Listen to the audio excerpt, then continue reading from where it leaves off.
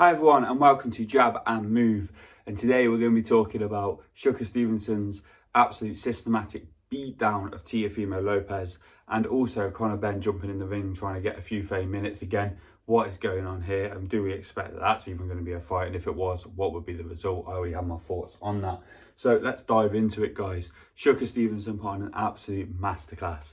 It was Mayweather-esque, Crawford-esque, it gave me vibes of sort of Crawford versus Errol Spence in the way that just absolutely one-sided from start to finish. Now, of course, we know that ended in an absolute knockdown for Crawford, but this was just brutal. Shakur Stevenson was incredible. Like, I thought stepping up again in another weight class, I know it was only a small jump up, but I really thought this time against a absolute world beater in Teofimo Lopez, this could be where he becomes unstuck. But his corner was on point. He was on point.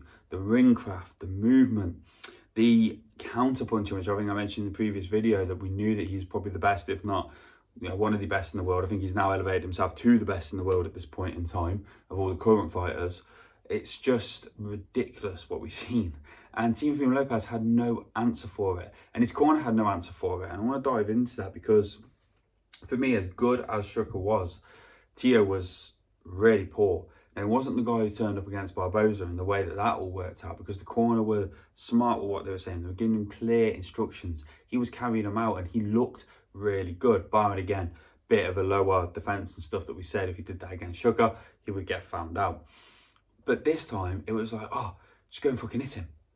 Just, what are you doing? Go and fucking hit him. What are we doing here? Like, I know he's had some stick before of his dad being in his corner and stuff on previous fights, but then you get a fight like previous with Barboza and it was just so well done and so well crafted. And then we come into this fight, the biggest fight of his career, possibly, I'd probably say, biggest fight of his career. Maybe Lomachenko is on par with that at that point. And it just all falls to pieces. So for me, Shakur Stevenson really showed why he is now definitely up. He's got to be in the top. Obviously, Crawford's retired, so he's got to be in the top 3 now, hasn't he, when you think about it? Does he replace Crawford now with a new Ian Usyk in terms of what he's doing?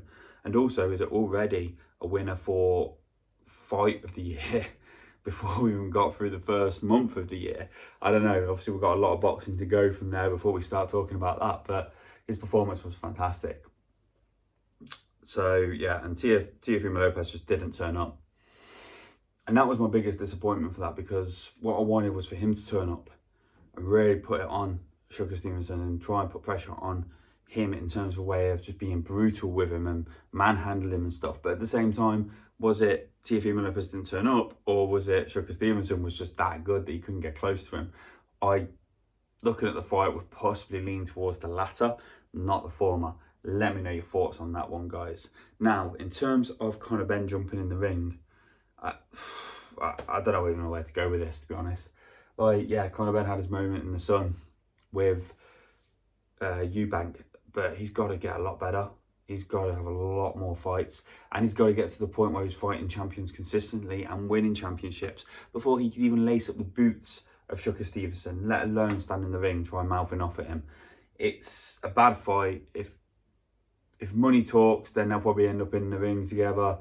If they do end up in the ring together, he ain't getting out of that ring at the end of those 12 rounds. He will get beat down and he will get knocked down, and that will be the end of that. There's no way that he comes out of this the victor in my eyes, and I don't see how possibly he could win this fight, given what we've seen from Shakur Stevenson, and all due respect, against a much better fighter in Teofimo Lopez and what he produced. So let me know your thoughts, guys. What do you reckon to this?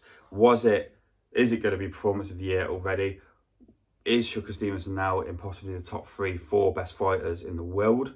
And also, did Teo freeze? What happened? Why did he not turn up the way we thought he should have?